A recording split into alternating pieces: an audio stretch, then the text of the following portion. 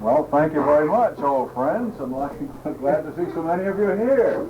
That's an excellent affirmation, you know. I must have sounded pretty good last year. You wouldn't be back here again. 5 years ago. Well, okay. I hope to last another 5 years.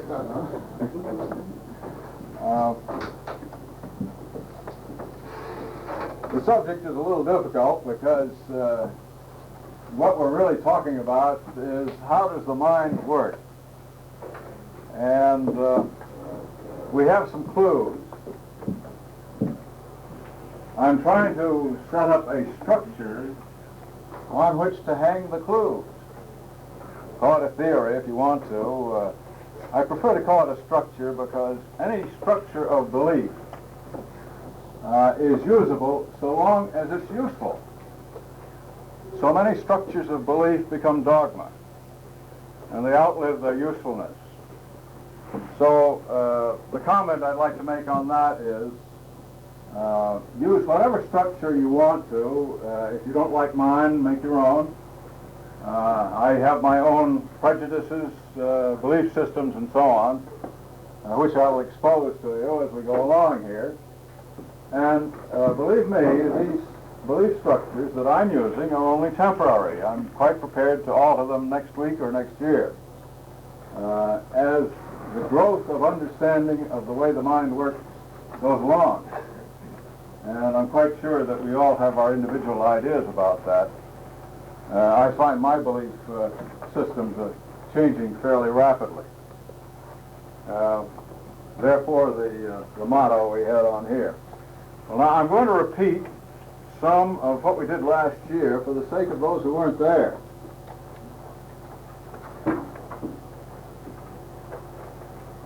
And also as a reminder to those of you who have forgotten.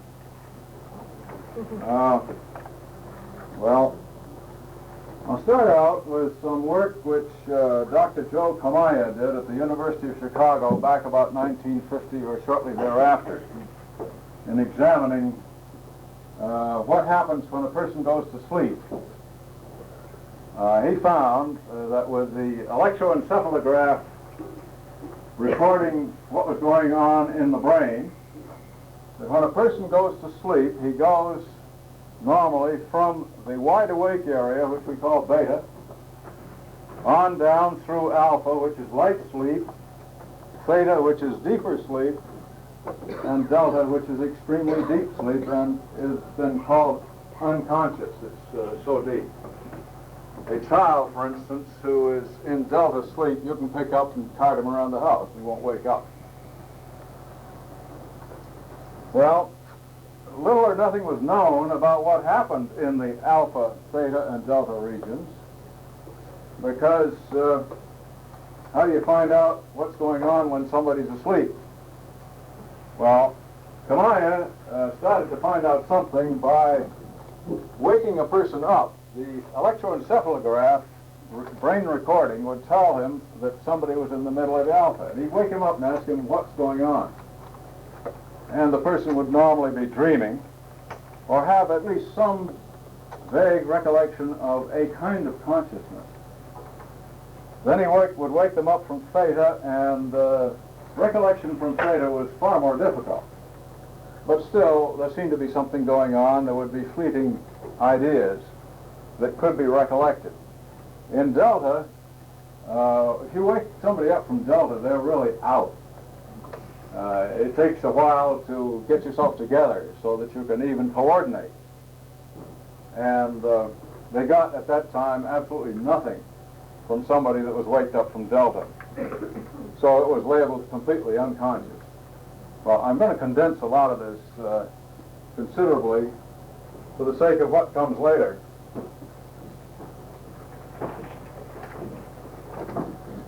But after a fair amount of digging into these things by Kamaya and other people, this is what they found going on at the various levels. At the beta frequency, which is our wide awake frequency, which is where you all are right now. You may not be there very long, but you're there now.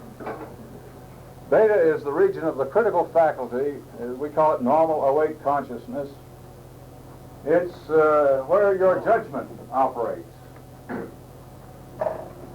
Now, there's a double line here which signifies the limit between the conscious mind, and this whole area is what we call subconscious. We now tend to call it altered states of consciousness because you are never unconscious. You are always recording. And please keep that in mind. When you're talking to somebody that's asleep, please be careful of your language. They're picking it all up. Some surgeons who have made derogatory remarks about the patient under anesthesia have discovered to their horror later on that that patient hates their guts.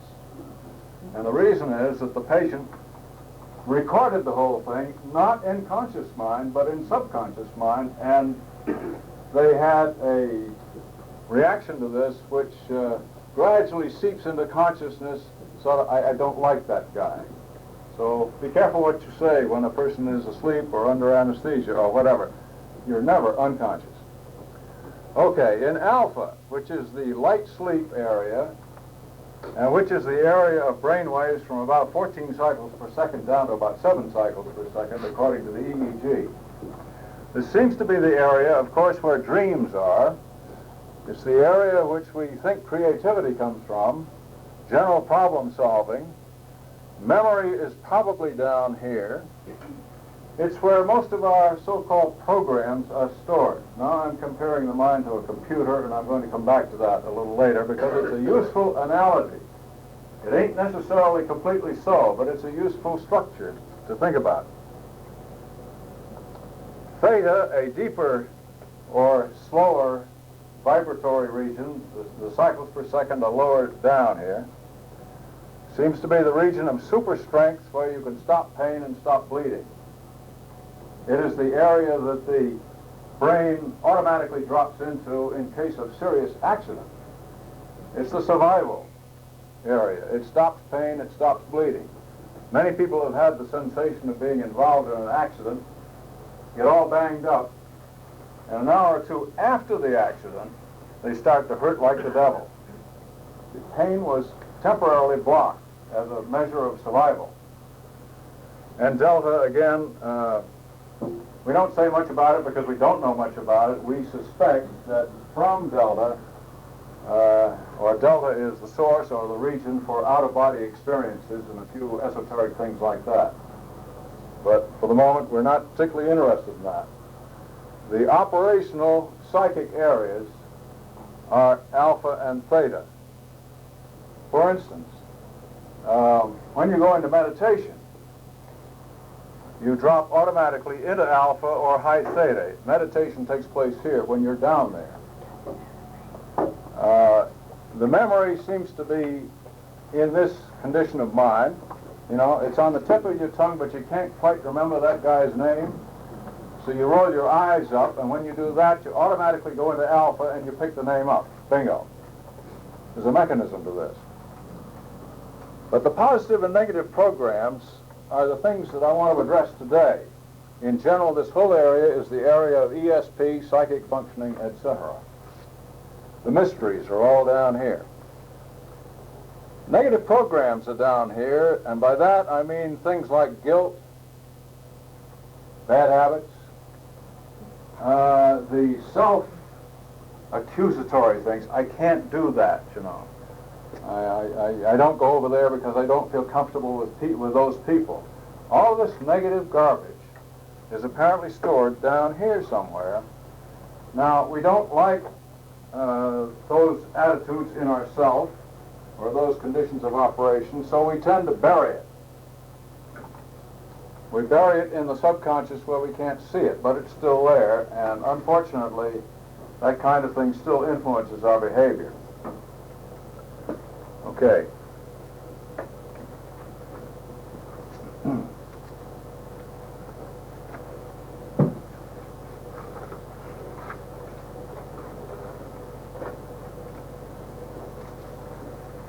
Now I'd like to talk to you a little bit about the brain as a computer, because the analogy is useful. We've just been referring to programs and so forth. The brain acts as if it were a computer. I would refer you to the work of John Lilly, Dr. John Lilly, who did the work with, you remember he worked extensively with porpoises. He had a great idea that a porpoise, the bottlenose porpoise, had a brain large enough and it was sufficiently convoluted that probably it was very intelligent in its own dominion. And if it were, perhaps we could communicate with a porpoise on some kind of intelligent level. And if we could, what could we learn about our own brain by communicating with a porpoise? Well, those of you who know the story know that he did indeed work with porpoises quite extensively. He found that they were extremely intelligent, and one of the great things he found was that a porpoise has an elegant sense of humor. They are fun-loving critters. And there was another anthropologist who was acquainted with Lilly, and he said, well, you know, you're conditioning these critters by your own sense of play. What if somebody got in the tank with the porpoise who did absolutely nothing, did not project at all? So this chap had he was available to a concrete tank where there were porpoises. There were steps leading down into the tank. There was a great big porpoise. You know, these characters weigh about 500 pounds or more. So he gets down, he walks down into the tank. He's trying to keep his mind absolutely blank, you see, to give the porpoise no clues, either psychic or otherwise, as to what he's up to. So he walks down these steps, and he sits down in the water so that he's in water with just his head sticking out, and the porpoise is kind of swimming around a little bit. Well, this was a female porpoise, for whatever that does for you. The porpoise came over and looked at him, and obviously looked him all over, and he was sitting there with his arms like this. The porpoise went around and could get around back of him, nudged his snout under the guy's right arm and lifted it, and sort of oozed around in front of him and sat in his lap. Now, what do you do with 500 pounds of porpoise sitting in your lap? What's the next move? Don't tell me a porpoise don't have a good sense of humor. He was, in fact, telling this guy, well, the next move's up to you, big boy.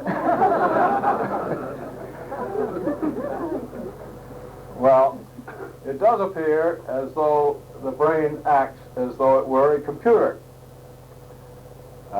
It has a memory, obviously. It can store programs. One of the wonderful things about the brain as computer is that it can carry a whole series of parallel programs at the same time, in parallel. And this is something that other larger computers do, but so far the brain is by far the most flexible computer that's ever been invented. Lilly calls it a biocomputer. And he wrote a book called Programming and Metaprogramming in the Human Biocomputer. I recommend it to you if you're interested in carrying this thing further. Later on, he wrote another book which he calls Simulations of God. And I recommend that to you very highly. This is more understandable, certainly to me, than the book that preceded it, the biocomputer book. This uses the principles which he has set forth in the previous book, and he details he goes into some detail in how we manufacture our own structures of God in all sorts of ways. God as money, God as automobile, God as whatever. And it's gorgeous. Great fun. Gives you a little better understanding of the various gods that we worship in various rather curious ways. Well, if the brain is something like a computer, then it can indeed store programs. And now the next question might be, who is programming your computer? Is your conscious mind the only aspect of yourself which has a terminal which can put programs in that computer? No. Your computer is picking up programs all over the place and storing them. You start out as a child. Dr. Lavoie, for instance, and I'm sure many of you are familiar with him, he said back in the 20s or early 30s in France, what kind of a program are you giving a baby when you haul it out of a nice, comfortable, warm spot where it's been totally supported, hang it up by the heels, cut its life support system, whack it on the bottom, and put it in bright lights? No wonder we don't like it here. We all want to go back to the womb where we were comfortable. And many of our hang-ups apparently derived from that traumatic entrance into this world. And the rebirthing people are trying to do something about that for us poor guys that got hauled in that way. The people who have been born by the Lavoie method are turning out to be most remarkable.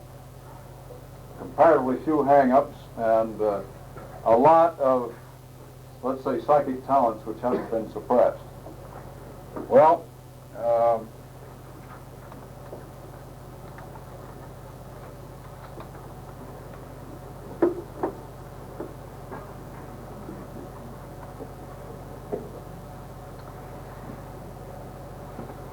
now, what I'd like to do is to talk about if this kind of structure of the mind is so, if these various states of consciousness are correct, if the mind is a computer, if we are storing all kinds of negative programs in it, and unfortunately, you know, this is a negative world.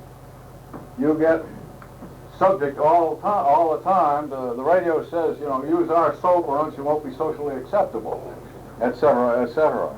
The whole business, all the stuff that's thrown at us is fear and negativity. We're subject to it from the word go. And even our parents sometimes use this.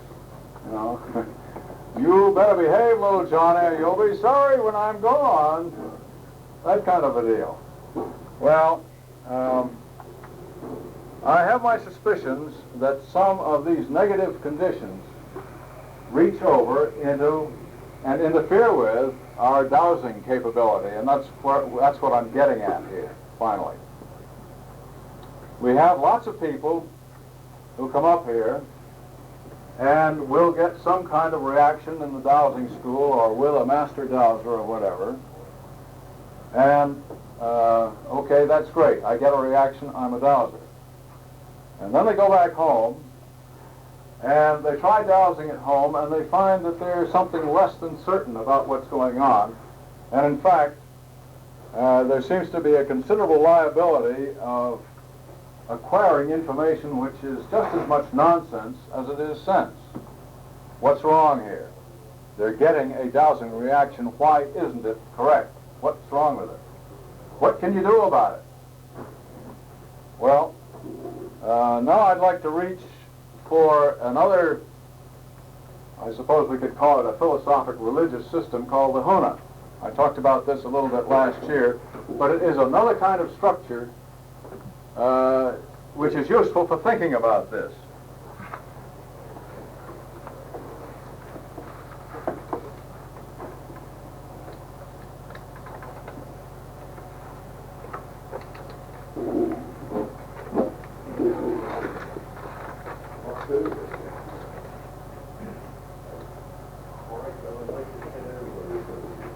Here we are. Now, the Huna philosophic religious system is the ancient religion of Hawaii, and a very, apparently a very practical one. Their theory of the human being or personality was that one had a middle self which corresponds almost exactly with our conscious mind. We had a low self which corresponds very closely to our subconscious, what we think of as the subconscious mind. In addition to that, we had a high self which may or may not correspond roughly with what psychologists and parapsychologists are beginning to call the superconscious. Now, in order to be a holistic person, a whole person, a wholly operational person, one needed to have all three of these things operating in concert. Now, our conscious mind is what most people think they are. The conscious plus the subconscious is what some of us psychics think we are. And the conscious plus the subconscious plus the high self as an operational trinity is what an illuminated person is. Now let's take a look at the function of these characters. Remember, I'm giving you a structure which is for convenience. I'm not attacking anybody's religion. The conscious and the subconscious we have just discussed on that other kind of chart, and that's what these things represent here.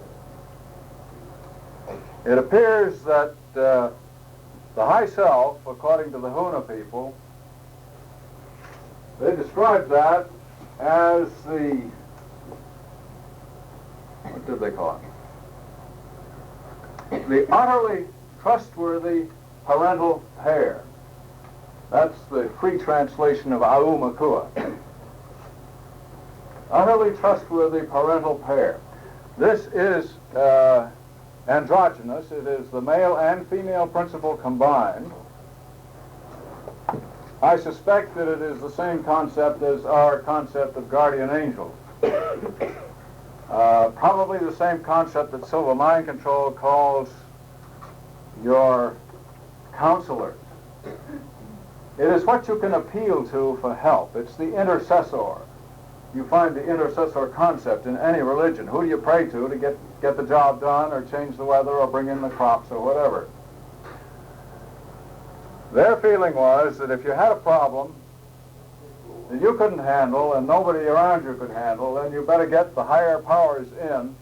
And this was the Hawaiian representative at the High Court. There may have been a hierarchy beyond that. If there was, they didn't worry about it very much because your representative took care of it. I think in the Christian religion this might be your divine self. I'm just hazarding a guess there. It does appear that when one makes contact with the high self, even momentarily, you have a moment of illumination. One of the things that can happen in that moment of contact is you somehow know all about everything for a moment. You usually can't bring it back with you. But you have a momentary consciousness of everything, and at that moment you know you are one with everything. This is that oneness bit that we hear about. It is quite possibly the channel through which we get the knowledge which we derive from dowsing. Well, okay. Now, I said a little earlier that we have a lot of negative programs. And I also indicated that quite possibly those negative programs interfere with our ability to douse. Well, it interferes also with our proper personality functioning. But now I'm getting at one aspect of that, which is the dowsing function. I'd like to concentrate on that. If what the Huna people say, that our information actually comes from up here. This is our universal contact up here, the universal mind contact. Then it behooves us, we have to make the connection apparently through the low self to the high self. The way to the high self is through the low self. In other words, in our language, the way to God is through the subconscious. If we have programs in the subconscious which interfere with that kind of contact, then we have a problem. Now, what can these interferences be? All kinds of negative programs. Now, let's take a look at what some of them are.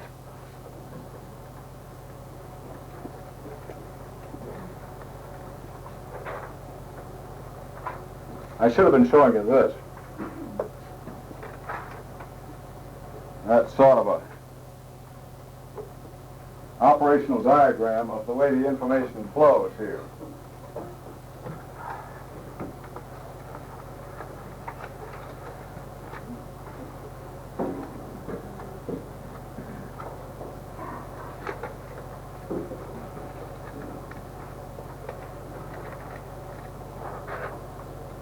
Well, here's a list I made up last year of some of these negativities, and I think you'll recognize them. You can make up your own list. Guilt, original sin, inadequacy, inferiority, poor self-image, I can't cope, I'm not okay, you know, the transactional analysis deal. I'm not okay, but he is okay. I don't know, I can't win, I don't deserve luck. You know, I have people come to me and say, look, I'm betting on everything in sight and I can't win. There it is. Of course he can't win, he doesn't think he can. I don't deserve, the world is a dangerous place, and these three, fear, devil, and demon. Oh boy. Where are the positive programs?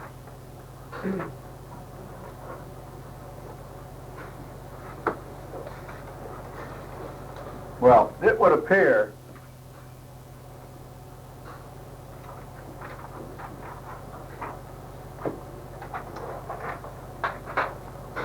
that if this flowchart represents something approximating the truth,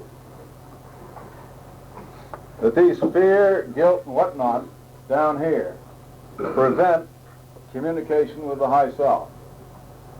And if, again, the high self is the contact with the universal mind or the knowledge that we're looking for, then you will get through to that, but it's difficultly possible, and it may depend upon how you're feeling at the moment as to whether you get through it all. You know, there are some days when dowsing doesn't work.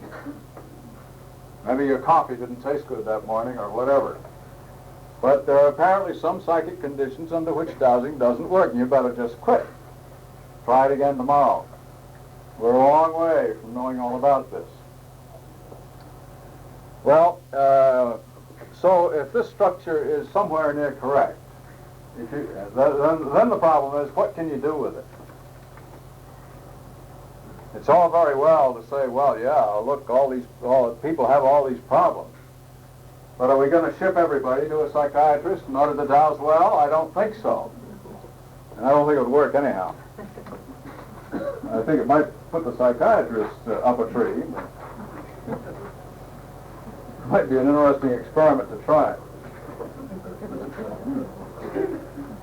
Well, let's talk a little bit about what we might be able to do, because what we'd like to do is to get down to the nuts and bolts. If you have a problem, what do you do about it? Somebody at the dowsing school pointed out that it's all very well for you experts to tell us what fun you're having and what miracles you've produced and all that, but how do you do it?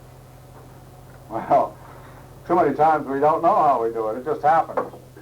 But we're beginning, I think, to come to grips with the problem, and that's what I'm trying to do here this afternoon, a little bit. When you want to do something, and it involves psychic functioning, it therefore involves some kind of training of the subconscious mind. So how do you train the subconscious mind? We have a bad enough time training the conscious mind. Never mind the subconscious. Well, as I said last year, the subconscious mind sometimes behaves a little bit like a pet dog. If you would like the pet dog is independent. It's a personality of its own, and I would suggest that our subconscious is a little bit like that. It has a personality or a volition of its own, partly because of its program. Well, how do you train a pet dog? Well, you train it with love, and you train it with firmness, and you train it with repetition. And I'd like you to keep those in mind, because if you can love yourself, and too many of us cannot, you're a long way along the road of being able to teach your subconscious that you'd like to have it come along with you when you get into one of these funny things that society does not approve of. You know, there are a lot of negative programs around about dowsing, witchcraft, the devil will get you if you don't watch out, and all that. So we have lots of negative programs about this art that we're all working hard at. And you'd like to overcome whatever of that may be buried in your subconscious, whether you know it or not. Well, one of the ways to program the subconscious is by visualization. Now, there are a number of courses that teach this. Silva Mind Control is one of them. Mind Dynamics is another. All of these self-improvement courses, and there are many of them now, teach this kind of thing. And I would suggest to you that you give it serious consideration. And I'll tell you how to do it in case you haven't encountered one of those things or don't care to. It's very simple. What you do is to sit down and relax, because the first thing you must do is to get as close to alpha as you can. Now, alpha is light sleep. If you can sit down and go into meditation, if you know how to do that. If you don't do that, sit down and relax and be quiet. And then, as vividly as possible, picture yourself doing that which you want to do. Now, let's say you want to be able to dowse for water.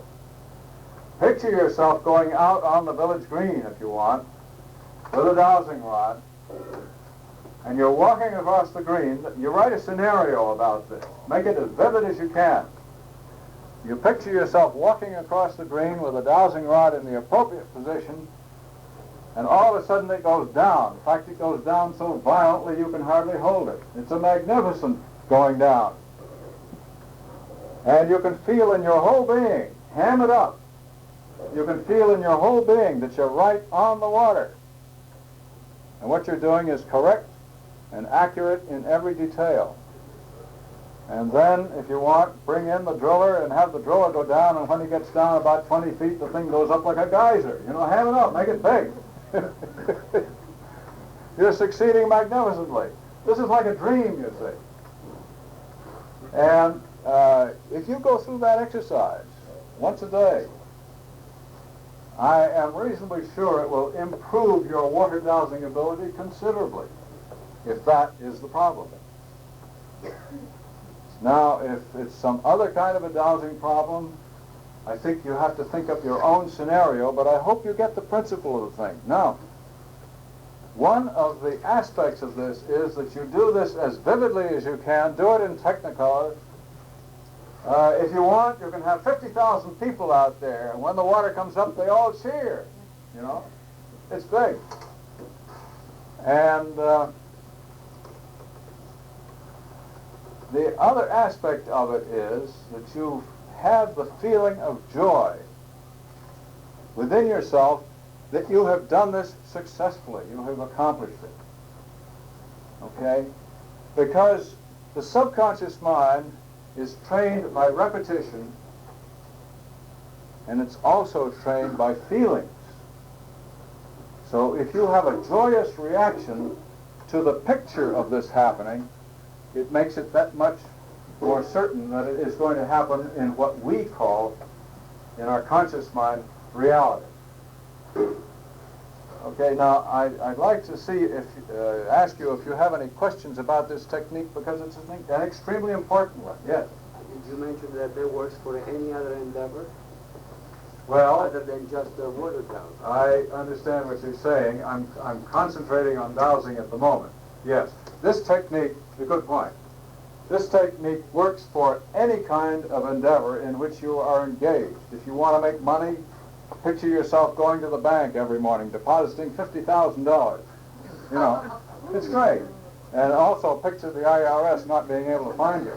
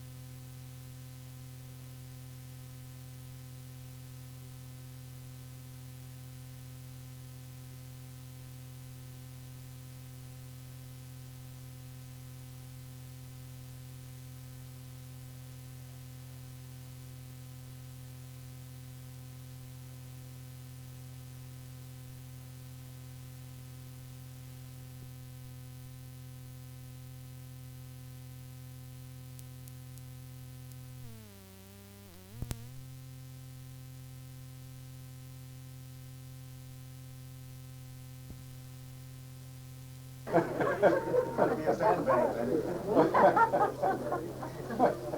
Never been done. You don't have to do a VESCO in order to avoid taxes, I assure you. Is that... Was ever been done that you know of? I mean, as funny as it may sound, there might be some truth to it, of what you just mentioned about going to the bank. There is. Okay, it's called visualization, if I'm correct. Right, right. Good. Do you know of any cases that worked? Yes, I do. It sounds... Yeah, I mean, this thing works, but, you know, if we, I love you, my friend, but I'm trying to stick to dowsing today. We'll branch out into other things some other time. We'll do that next year, okay? Great. Yes, this visualization is a general problem-solving method. You can use it for anything. And the great thing about it is that it works. Now, one of the problems you get into here is that you do this every night for a week. You go out and try your dowsing and you haven't done a damn thing. It doesn't work. Now, one of the problems here is that if you have a really serious negative program that's putting a stopper on this business, deeply buried, you're not going to get around that thing overnight or in 1 week. What we're really talking about is a personality change at the subconscious level. And you know how long it takes a psychiatrist to do that.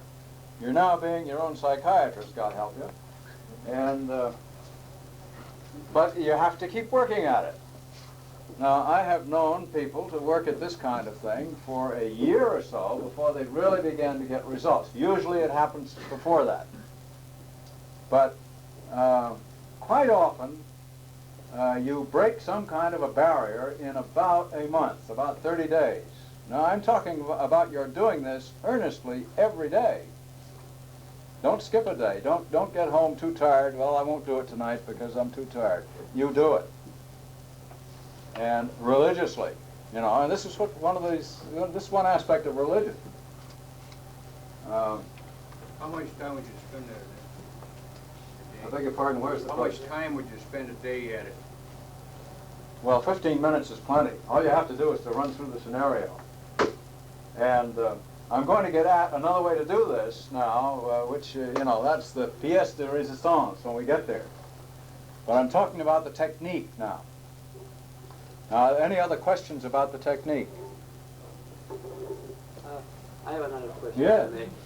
Has ever been approached the erasing technique that you're talking about? Not there was try to erase the negative impulses, if you want to call that. Has ever been approached with hypnosis? Well, hypnotic regression. Is that what you're talking about? Well, like being hypnotized, or you conducting a self-hypnotizing session and to blank out all of those negative things and put into positive things in your mind. In other words, program yourself with hypnosis in order to reach that area. Well, I think I know what you're getting at.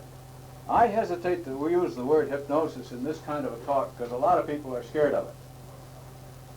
And what we're talking about is distinctly not hypnosis. I call it self-suggestion, please. Self-suggestion, okay. Right. Which is not hypnosis because hypnosis implies control by somebody else. I'm talking about control by yourself, which is high time you did, instead of letting other people push your buttons. You ought to be pushing a few of your own in the right direction. Well, now there are other ways of getting at this programming. And up to the point of going to press here, I was trying to write down some ideas that I wanted to be sure I didn't forget. Now, one of a lot in this game depends on your attitude. You see, if you start out playing the game that I've just talked about, the visualization game, in the belief that it won't work because nothing works for you, you see where you're at. So it helps to, and this is the old positive thinking business, it helps to assume an attitude that of course it's going to work. Now, there may be a little voice in the background saying, well, you know, things don't work for me, so I don't think this will either. Well, that is another one of these programs in the subconscious, and you've got to get around that, and the way you get around it is by repetition, because you can even wear down your subconscious by repetition, because that's what habits are. What you're trying to do is to form the habit of success in anything you undertake. Now, there are 4 pieces of the attitude of success. Desire, you have to really want to do it. Belief, you really ought to believe you can do it. You ought to have a lively feeling of expectation that it's going to work, it's going to happen. And sort of all this rolled into one, your intent should be as clear as possible as to what you want to have happen. Those 4 seem to be various aspects of success in this game: desire, belief, expectation, and intent. Now, the church will tell you that this is all aspects of successful prayer. And of course, this is what you're doing. You're praying.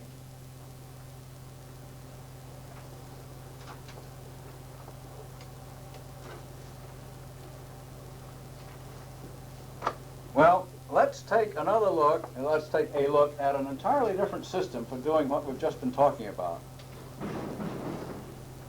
And the beginning of this, so far as I know, goes back, or the beginning of its widespread use, goes back to World War II, when it was extremely important for a person to learn a language in a hurry. And I'm talking now about so-called sleep learning. The problem was that if you wanted to send someone to China to be a liaison officer with somebody there, you wanted him to learn Chinese as quickly as possible. What you did was to put the Chinese language, as many of the sounds as you wanted to learn about, on a tape. And this might be the equivalent of, let's say, a 600-word vocabulary, which is about enough to get along with in almost any language, at least fundamentally. You'd put 600 to 1,000 words on a tape with the English equivalent to start with for a vocabulary. You would put on the beginning of the tape a few minutes of relaxation. You'll note that we want to get this guy into alpha. You then put the tape on a tape recorder beside your bed, and the last thing you do before you go to sleep is to push the button that starts the tape recorder, and you go to sleep on the tape recorder, as it were. That first 5 minutes of relaxation puts you to sleep. And then while you're asleep, the tape recorder goes on for the next hour, repeating the words and the phrases and the English equivalent that you want to learn. Okay. The thing that happens here is that nothing happens at all for something like 30 days. And then the person that's doing this begins to find that in his daytime operations, some of these Chinese words will begin to appear in his mind as he's thinking, as he's using the English equivalents. In other words, this thing is being put in the subconscious while you're asleep, and then it begins to rise into the conscious mind. Now, some of you may have noticed in some of the esoteric magazines advertisements for the Lozanoff, I think that's the proper pronunciation, no, the Lozanoff method of learning and personality improvement. Lozanoff, I think, was a Hungarian or a Russian or something or other. Bulgarian. Hungarian. Bulgarian. Okay. Bulgarian? Thank you. Bulgarian, I'm saying correctly. And a number of years ago, he tried to see if he could teach people languages while they weren't listening. And what he did was actually subliminal programming. He played orchestral music, Brahms, Beethoven, whatever, and in the background of the music, he had these words spoken. Okay. And the equivalents. And he told his students who were undergoing this that they should listen to the music and not worry about anything else. Well, it's quite easy to listen to Brahms or Beethoven or whatever, and he said, if you go to sleep, don't worry about it. Sometimes they did. And after something like 90 days, I think, on the original experiment, these people found that they had a vocabulary of a foreign language which they had not studied in any way whatever. And they're introducing that method. You know, we might use that in some of our schools today. They're introducing that method under license into this country today. Is it in California? I tell you, they introduced it in the States and in Canada, and they couldn't find enough teachers, and they abandoned it again. In the United States? Yes, yeah. And in Well, Canada. I'm sorry to hear that. And they, in 6 weeks they learned a language with about 2,000 words. Excellent. Could make very good conversations. Great. I'm going to do that. Well, at any rate, there are all sorts of stories about this sleep learning, or some people call it subliminal learning method. I can tell you one about a jewelry store up in Montreal. I have this from the guy that made the tape, so I have reason to think that it's correct.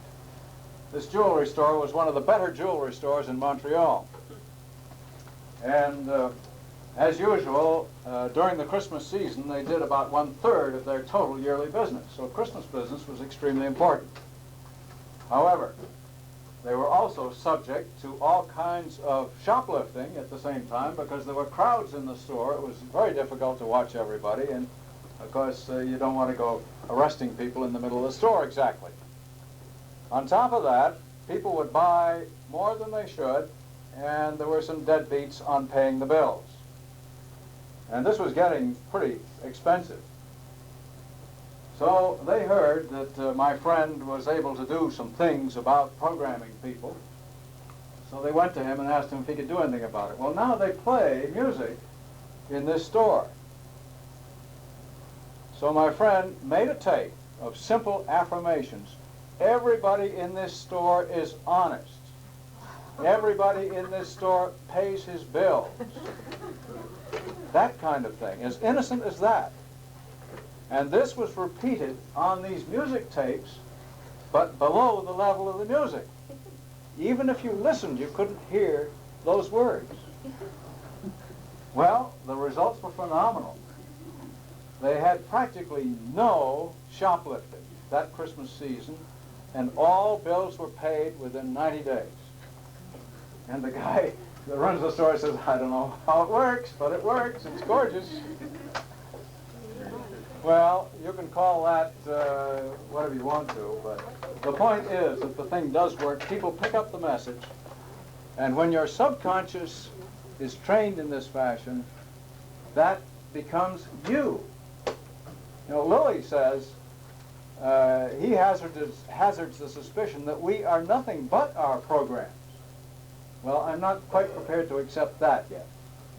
But what he is saying is that you can change your programs, whatever they are. You can improve them. And my friend over here raised the question of negative programs. Well, there are ways of changing negative programs. But it does seem to be the case that if you program yourself positively, with tapes, let's say, the negative programs tend to disappear, and in fact sometimes a person who is being trained positively on tapes by this sleep method encounters what the psychiatrists call ventilation. Now this ventilation bit seems to come from the fact that your subconscious just loves itself. Now, you may not love it, but your subconscious thinks it's a great guy.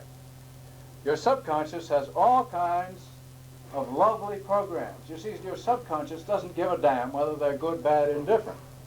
It doesn't have that kind of moral judgment because your judgments are up here in the conscious mind, not in your subconscious. Your subconscious likes evil just as well as something else. Now, it loves its programs. It's used to them. It's a habit. And you know how hard it is to change a habit, and you also know, I think, that when you try to change a habit, you may run into physical difficulties. I have a friend who went through the business of personality training via these sleep tapes, and there are tapes available in general. to use for bettering your personality, and he was trying them out. After about 2 months on these tapes, all of a sudden he came down with a gorgeous case of ulcers. Now, he's not an ulcer type. He's a perfectly straightforward, matter-of-fact, get the job done, low intensity, but honest worker type. He's not an ulcer type. And he had a magnificent case of ulcers. He went to his doctor, and his doctor said, I don't know, George, this beats me. You're not the type, you don't have the blood pressure, you don't have the nervous tremors or whatever, and so on and so forth. And he talked to me about it, and I said, I don't know what's going on. After about 3 weeks, the ulcers disappeared. Bingo. Just almost as quickly as they had come. And the doctor didn't understand that either. Although my friend had been doing the usual dietary things about ulcers. We finally concluded that what was happening was that he was ventilating somehow a very severe negative program. His subconscious didn't want to let go of it. Now, the subconscious is in charge of your body. The autonomic nervous system is part of your subconscious. So if your subconscious is rebelling against you, it's likely to take it out on you physically. And you can have ulcers, you can have pains in the shoulders, you can have all kinds of physical symptoms when you are getting rid of or ventilating a mental program. Now, we talk about psychosomatic problems. Well, that's one of them. So, there were a number of us that were working with this kind of tape programming in the Providence, Rhode Island area. There were about 70 of us, and we would meet once a month to compare notes. And some innocent guy who had just started in, been working on them for a couple of weeks, would come in and say, gee, you know, for the last week I've been feeling terrible. I have headaches, I'm nauseated, everything is going wrong with me. And we'd congratulate him. You know, the thing is working.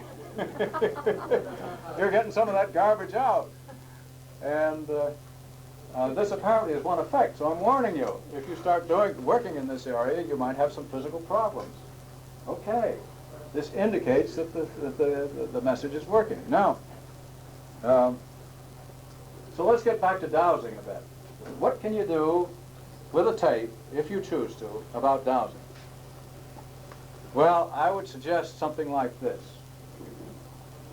And you can do this for yourself very well. Now, most people don't like to do it for themselves because they don't, at this particular moment, have the confidence in themselves that they can do it, you see.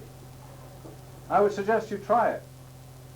And if you don't want to do that, get somebody else who is willing to go along with the gag to make it for you. And I do hope that a development which I have underway at the moment to make such a tape will come to fruition pretty quickly, so that you can get such a tape through the Dowsing Society.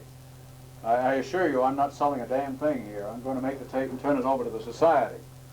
So I'm not sure when it's going to be available, but the people who are making these tapes here, the Alphasonics people, have assured me that they will be willing to do this. If I will provide the tape, they will make it available to the Society along with the rest of the tapes of the convention.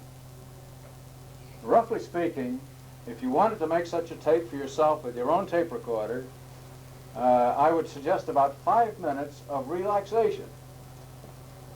And the way you say this is I am, now you can do this 2 ways. If you like the I am technique, you can address yourself that way in the first person. If you don't like that, you can say in the second person, you are.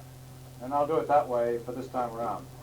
You are feeling very, very comfortable. Now, please don't everybody go to sleep on me. You are feeling very, very comfortable. The bed is wonderful. You are completely relaxed. You know, do this slowly. This is a lullaby kind of a thing. You're putting the baby to sleep, only the baby happens to be you. Yeah, you can put some music in the background, too, if you want to. I recommend Brahms. You are very, very comfortable. Affirmations toward sleep are quite appropriate. You are going to sleep, you are going to sleep, this kind of repetition thing, it's auto-suggestion if you want. You can also use a relaxation technique which is quite normal to many of these meditative areas in that you say the muscles in my feet are completely relaxed. You can go through that routine up through the body, and I'm sure you've all heard this kind of thing. You can make it up as you go along. My big toe is completely relaxed and feeling fine. My foot is relaxed. My ankle, you know, go on up the leg. And by the time you get to the point where you're relaxing your scalp, you're asleep anyhow. But about 5 minutes of that should do it. Then I would suggest another 5 minutes or so. I'm talking about a total of around 30 minutes here, 25 minutes. So you fill up one side of a C60 tape. 5 or 10 minutes of self-affirmation. Now, the message here is perfectly straightforward. Love yourself. You are a beautiful person. You love everybody, and everybody loves you. When you meet somebody, they like you, and you like them. You know, this sounds very simple. Well, your subconscious mind is very simple.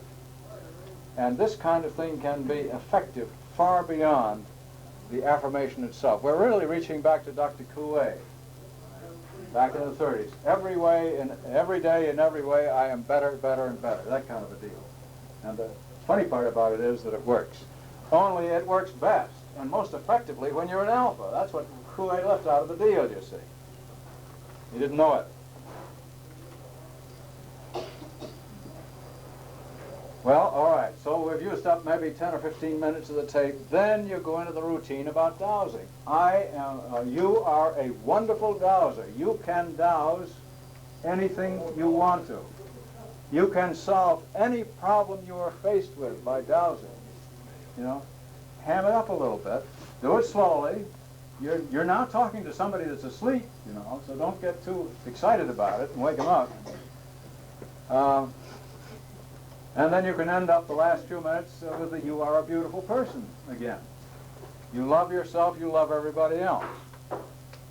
And if you want to find any affirmations, any affirmative poetry that you find as an old favorite, very nice to tuck it in here. If you are oriented toward the Bible, pick out some biblical phrases. That's what it's for. And this thing works. Now, so you've used up approximately 30 minutes of a side, or the whole side of a C60 tape. All right. Turn the thing over and put the same thing on the other side. Now, what you can do, of course, is record this message on one side of a tape and then dub that onto both sides of another tape. All right, let's say you've made the tape, or you've gotten it from us, or whatever. What do? You go to bed, you have the tape recorder beside you, and whoever else is in the room is going to go along with the gag, of course, or else use a pillow speaker or something like that. The last thing you do before you tuck yourself in is to push the on button on the tape recorder. You want one that shuts itself off, of course, and let the tape recorder run. Now, the first time you try this, you'll stay wide awake through the whole business. But about the third or fourth or fifth night, you'll go to sleep on the relaxation bit, and you won't know anything about what happens from there on. The machine will shut itself off, and you'll go on through the morning. Now, a very useful thing to do here is to program yourself to wake up 30 minutes ahead of your normal wake-up time. When you wake up, just turn the tape over, start it again, you'll go to sleep again, and then when it ends, you'll wake up at the normal time. So you get it twice during the night. I know some people that have put this kind of thing on a tape recorder that goes on repeating itself and let the thing run all night. Well, the problem with that is that while this tape is going on, it holds you in alpha. You won't go down to deep theta or delta. And it is absolutely necessary physiologically that you get some theta and delta sleep. So I don't recommend running the tape all night in order to make a miracle work out of you in three days. We all want quick and efficient results. But I see common usage is to run these things up to an hour and a half during the night. Apparently that's okay.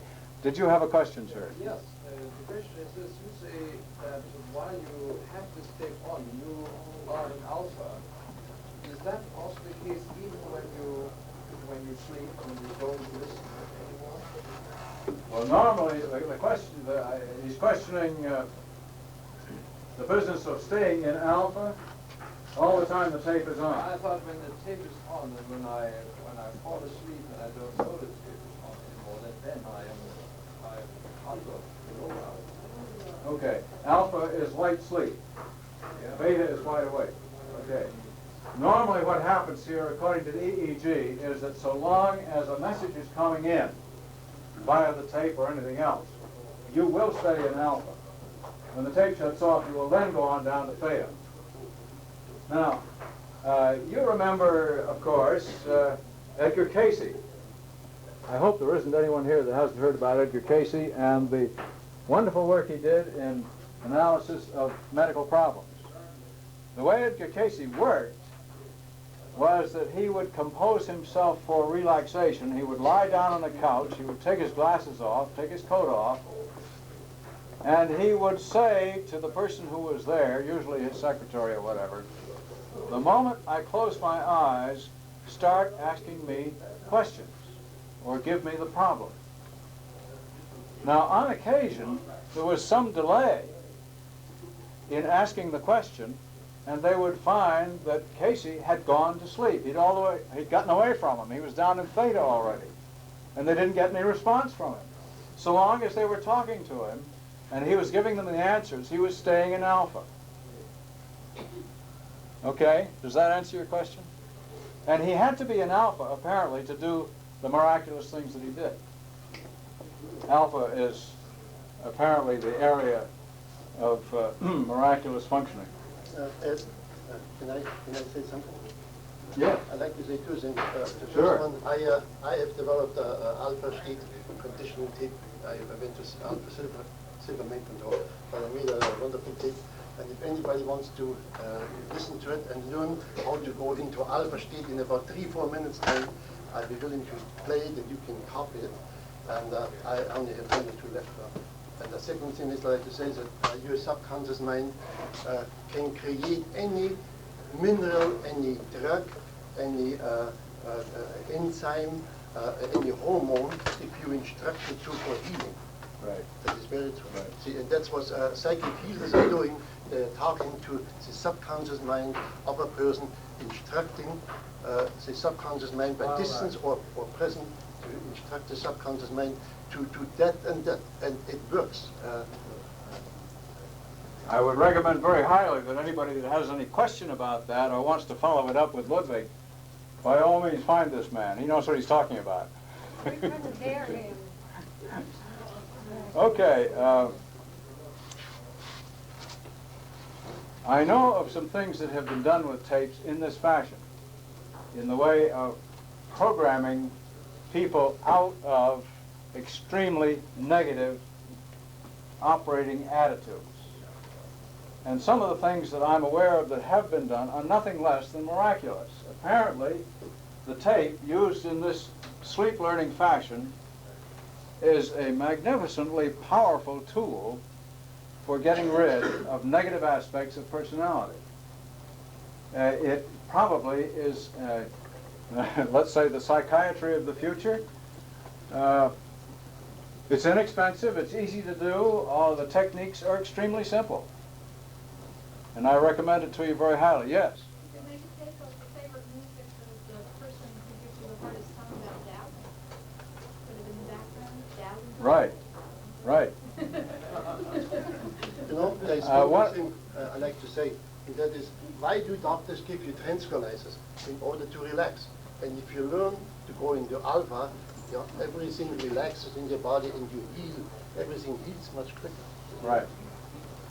Well, the general principle here might be said to be this, and I'm working sort of with this as the background structure. I'm beginning to believe that everybody is absolutely perfect. And if you're not manifesting some kind of perfection, the reason that you're not manifesting perfection is that there are barriers which are preventing you from doing so. And mostly these barriers are some kind of negative programs in the subconscious. We're putting that up as a sort of a theorem. But all the work that I have been doing in healing people, either physically or mentally, and this thing rapidly gets into healing the mind more than anything else.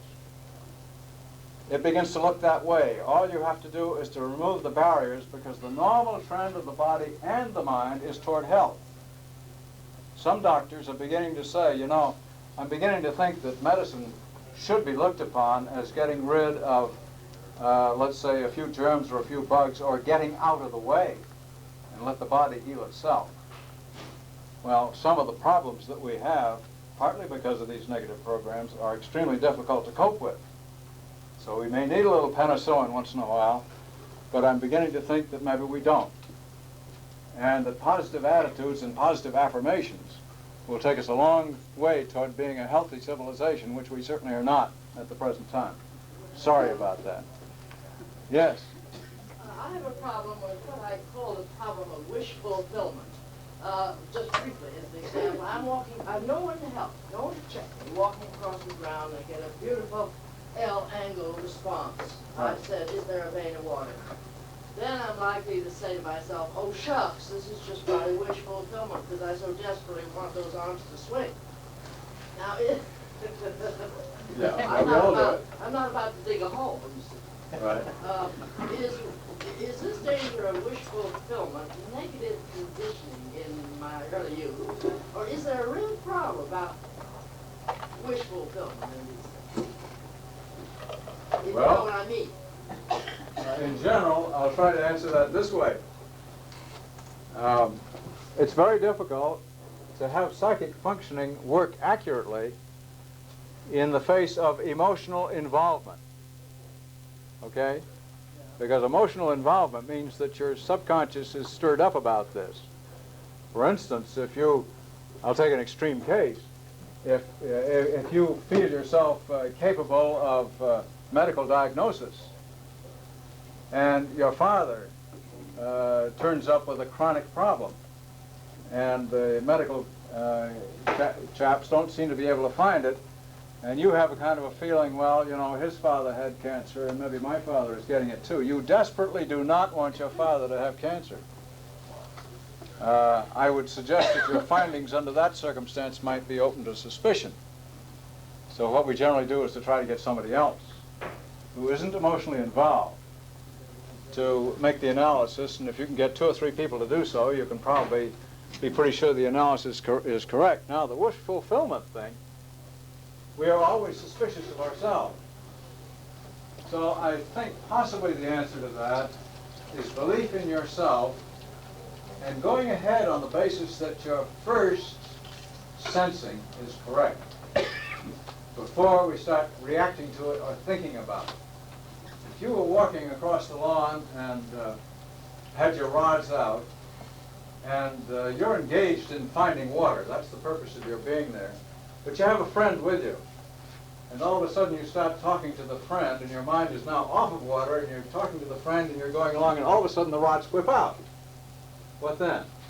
Oh yeah, that's valid. That's great. Okay. But I don't have a friend. Okay, that's not. You do have a friend. Your friend is your high self. In other words, I should not care too much whether I find that water vein. Okay, lovely. She came through as hoped for. The attitude to attain when you're doing any of these things is what somebody has called high indifference, okay? You're up there somewhere on the top of a mountain and you're watching yourself going across the green with the rods. You don't give a damn. You're just watching as a spectator. And all of a sudden the rods go out and that's all right. Thank you. You're welcome. Well, are there any other questions? If not, I think we can dismiss the class. And